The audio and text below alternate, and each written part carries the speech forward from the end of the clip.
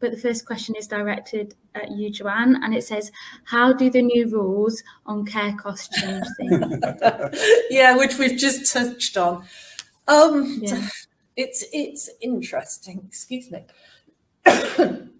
There's a lot of people not happy. The one thing I can say is that at the vote last night, bearing in mind the government has an 85-seat majority, it only got 26 majority to get it through.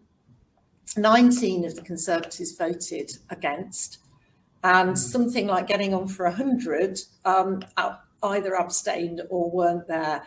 I think there's a long way to go with this, and I have to say people in my position who know a lot more about this than me are really disappointed in what we're seeing, and whether for some people, particularly maybe the if you like, the middle range payers and people who are at the lower end of the amounts of assets they have, may actually be hit harder than those who have more assets. Yeah, so less progressive, in other words. It isn't really as progressive as really, we're hoping. On the face of it, it seems to be making progress.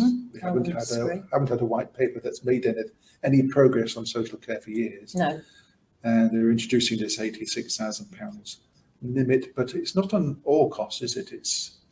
So what's covered and what's not covered? Well, what we think is covered is actually, so take our £1,100 a week care home.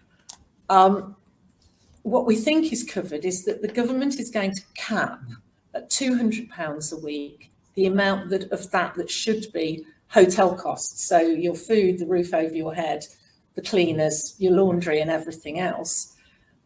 So they're saying that the rest of that £1,100 should be your care costs as opposed to your hotel costs. So the cost of the carers that are there and everything that goes towards that. But it'll be interesting to see if care homes agree that that's the split, because it will only be the care costs that will go towards your cap. Your hotel costs won't be taken into account. So hotel costs, I heard somebody said it could be 10, 15, £20,000 a year, depending where you are and the type in some of the care homes, the type of accommodation, how complex your needs are, whether you're in nursing or residential, you know, how much, if you're having care at home, is going to be taken into account, if they're having domiciliary care. We really don't know at the moment, but I think there's going to be a lot more discussion. Yeah.